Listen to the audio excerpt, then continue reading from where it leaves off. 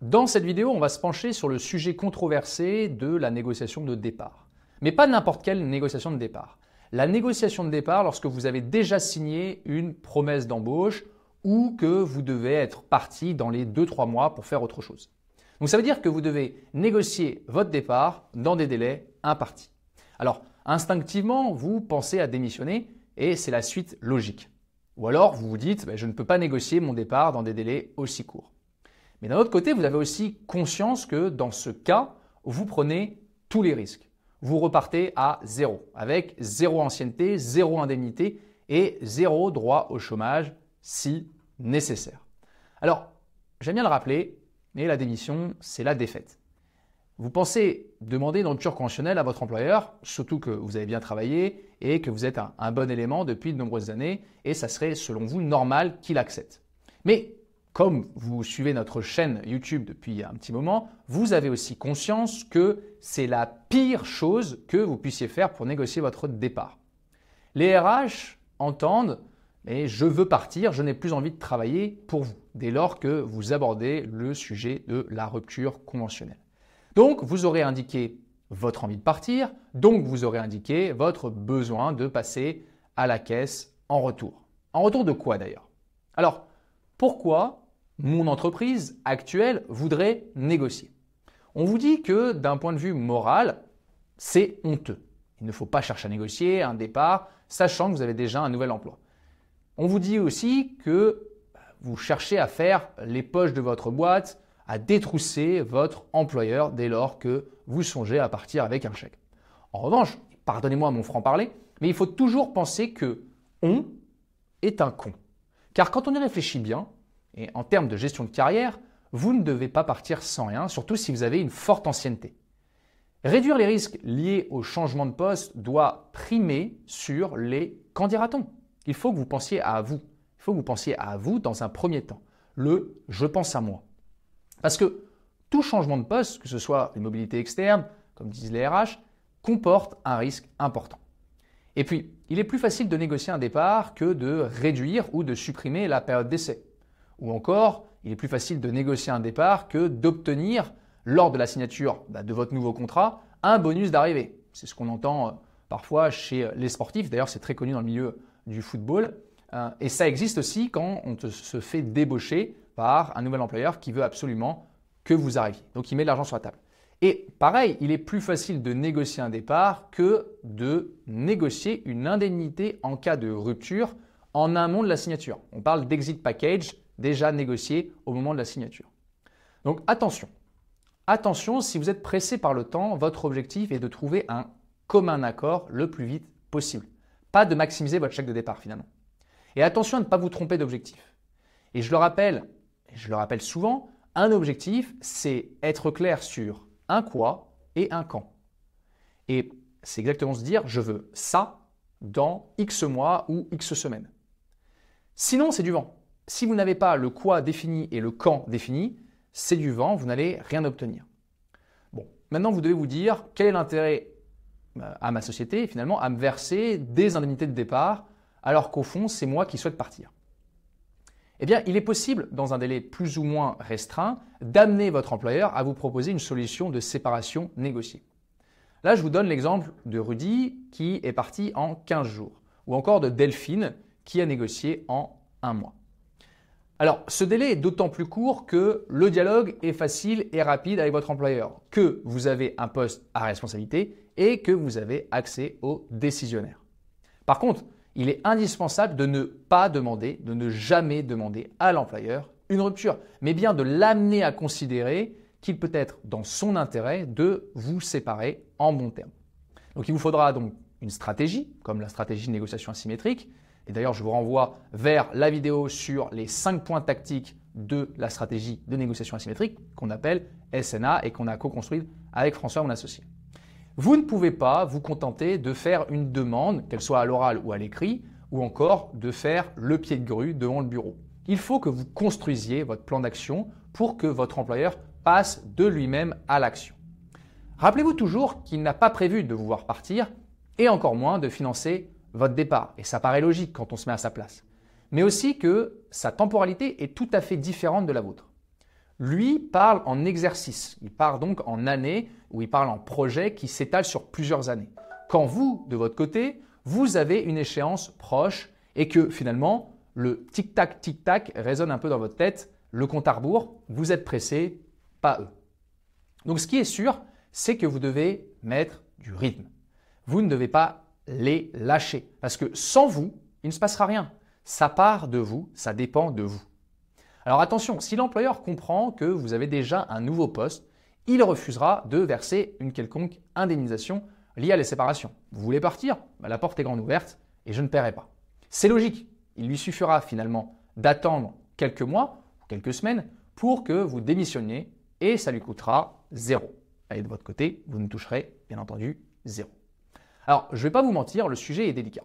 Mais il est possible de faire une négociation de départ en 3 mois. Soit exactement le même délai, voire moins, que le préavis de départ quand on démissionne.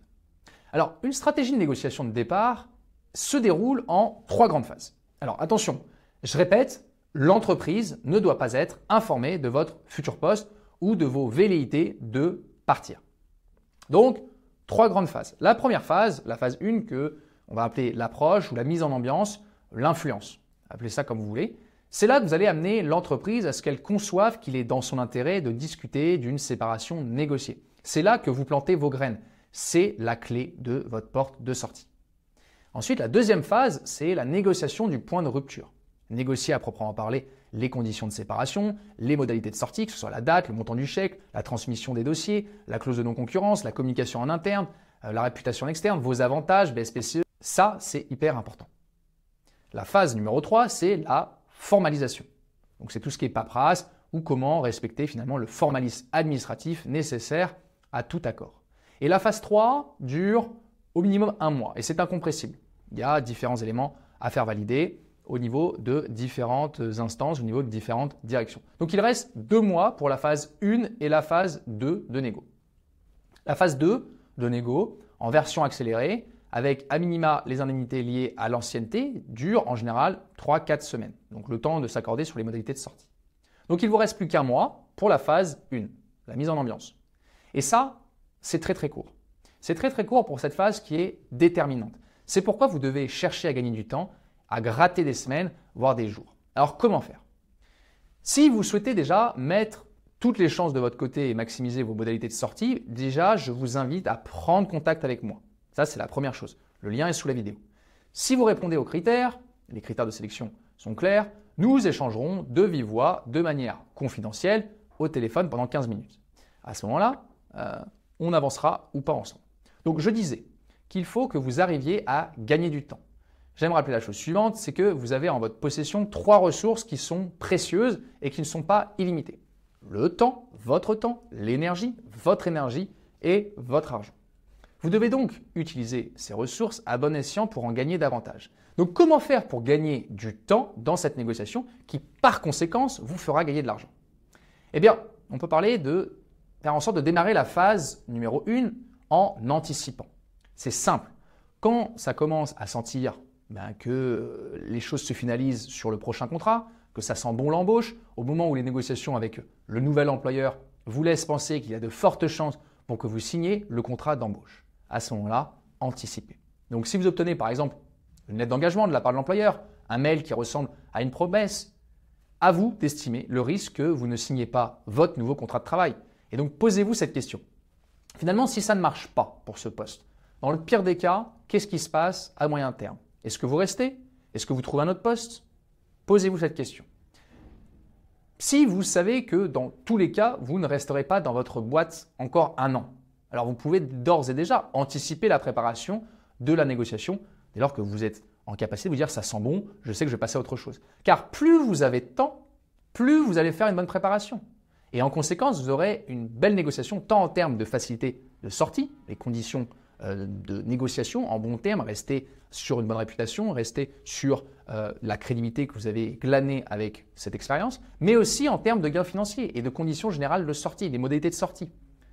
Donc, dès lors que vous sentez qu'il est bon de partir pour vous, anticipez. Plus vous avez de temps, plus la négociation sera bonne, fluide, facile et maximisée. Donc, Vous pouvez aussi décaler votre date de démarrage de quelques semaines pour gagner encore du temps et finaliser votre négociation avec la boîte dans laquelle vous êtes. Vous pouvez toujours expliquer à votre futur employeur que vous souhaitez finir proprement vos missions chez votre employeur actuel. Ça ne vous desservira absolument pas en termes d'image, au contraire. C'est important que celui-ci se dise vous êtes quelqu'un qui veut atterrir en douceur et bien finaliser la période que vous avez passée avec votre employeur actuel. Donc si vous voyez que ça coince, en revanche, si vous sentez qu'avec votre futur employeur, ça coince, posez-vous la question. Posez-vous la question et posez-leur les bonnes questions pour comprendre ceci. À quel point sont-ils prêts à vous accueillir? À quel point sont-ils prêts à faire de vous l'élément important, l'élément clé pour ce poste? Pourquoi ne sont-ils pas prêts à vous attendre? Êtes-vous vraiment celui qu'ils veulent? Ou finalement, ils peuvent vous remplacer au pied levé? Et dans ce cas, vous allez aussi prendre la mesure de leur dire, de leur promesses, quand ils vous promettez un peu monts et merveilles, soit sur la fiche de poste, soit sur les conditions. Donc là encore, c'est un travail à bien mener en amont, tant dans votre posture que dans votre négociation d'embauche. Alors attention, votre nouvel employeur ne doit pas contacter votre employeur actuel pour que cela réussisse. Alors vous le savez, il existe des due diligence employeurs au moment des recrutements faits par les RH qui vont vérifier les périmètres, les expériences en contactant vos précédents managers. Donc vous pouvez avertir votre futur employeur, du moins dans la phase de négociation de votre future embauche, que ce serait pas forcément bienvenu par l'actuel employeur qu'il soit contacté et qu'il sente que vous êtes en train de vous faire débaucher, que vous êtes en train de partir. En général, votre futur employeur sera fortement compréhensif. Donc, si vous avez signé un nouveau contrat ou que vous êtes proche de le faire, il vous est bien entendu possible de négocier votre départ. Donc, votre objectif, c'est de réduire au maximum le risque associé à cette transition, à un changement de carrière. Alors oui, il est possible de négocier sur deux fronts en même temps, négocier votre départ alors que vous allez rejoindre une nouvelle entreprise. Vous devez considérer finalement le projet de la signature d'un nouveau contrat de travail et celui du départ négocié comme un seul et même projet. C'est un peu comme la vente de votre résidence principale et l'achat de la suivante. C'est dans ces conditions seulement que vous pourrez gérer par anticipation ce que vous devrez faire.